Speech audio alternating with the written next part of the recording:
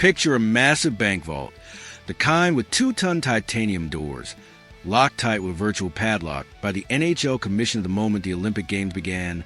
Habs Nation. Outside that vault, in the dark, general managers are standing, salivating with anticipation, clutching their break-in blueprints. The clock is ticking down to February 22nd at noon, when the trade freeze lifts, and the guy right at the forefront, holding a crowbar with a smirk on his face, is our very own general manager, Kent Hughes. The news that just leaked through the Hockey Bible, Elliotte Friedman's 32 Thoughts podcast, is a reality check. The Montreal Canadiens have smelled blood in the water and locked their laser sights on one of the most complete, winning centers of our generation. The target's name is Ryan O'Reilly, and he belongs to the desperate Nashville Predators. Today, we're going to dissect the math behind this madness.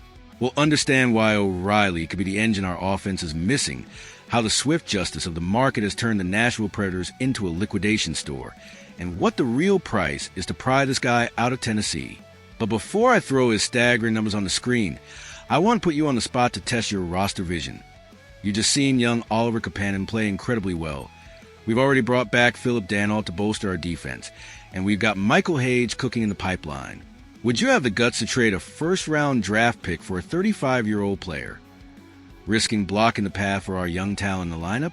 Think with the mind of someone who wants to win the Stanley Cup, because playoff hockey shows no mercy to youth. Let's zero in on the target, Ryan O'Reilly. If you think he's just a washed-up veteran, only good for winning face-offs in the defensive zone, your scouting is outdated. At 35 years old, this guy's found the fountain of youth. He's flying. In 57 games this season, he scored 20 goals and racked up 56 points. He's playing at a point-per-game pace in the best league on the planet. It's unreal. He's a complete package. He wins physical battles along the boards, commands a power play, is the go-to guy for penalty kills, and doesn't flinch when the game is tied with a minute left. But if he's so good, why on earth would the Nashville Predators sell him to us? That's where the plot gets juicy. That's where the swift justice of the NHL steps in to punish corporate arrogance. Last summer, Nashville's GM Barry Trotz thought he could put the franchise on cheat code mode. He opened a checkbook and bought an artificial super team. He shelled out fortunes for Steven Stamkos, Jonathan Marchessault, and Brady Shea. He thought stacking declining stars was a formula for success. The NHL hates manufactured teams. Karma came calling. The locker room chemistry never materialized. The stars clashed. Today, the Nashville Predators are outside the playoff picture, for points behind a wild card spot. They're the most expensive failure of the year. Elliotte Friedman painted the perfect heist scenario. The trade deadline is just days away. Once the Olympics end, if Nashville drops 2 or 3 games in a row, their front office will throw in the towel. The order will be sell to recoup losses. And the asset with the highest liquid value, the guy every playoff team wants, is Ryan O'Reilly. The detail that turns this negotiation from interesting to mandatory for Kent Hughes is the contract. Ryan O'Reilly is a rental, a 2-month loan who walks away in July. He's under contract through the end of the 2026-27 season. If you pay the price for him today, you secure one of the world's best two-way centers for this year's playoffs and the entire campaign next year. Yes, Philip Danault was a fantastic repatriation for our defense. But Danault doesn't have a knack for breaking down opposing defenses with deadly passes like O'Reilly does. Imagine our center alignment for playoffs.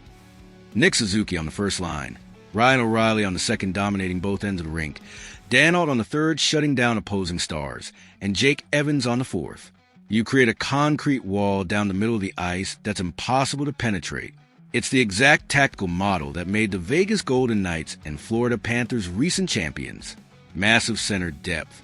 Plus, having O'Reilly for another year means young Michael Hage can keep tearing up in college hockey, building muscle without the crushing pressure of having to save the Montreal Canadiens tomorrow. The Nashville Predators hold the cards and will demand a truckload of value, or rather, prospects. They'll ask for high picks, maybe one of our surplus young defensemen, like a Logan Mailloux.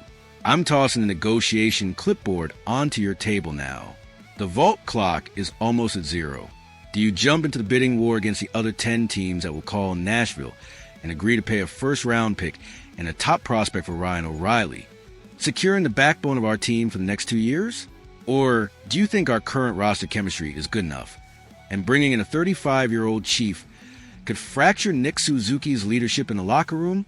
Lay it down in the comments. Put your GM instincts to work. The February market doesn't forgive cowards. And pay close attention. While we focus on the center of the ice, a haunting rumor emerged overnight in Boston. Our biggest rival is preparing a titanic trade for an elite goaltender who could slam the Eastern Conference door shut on us.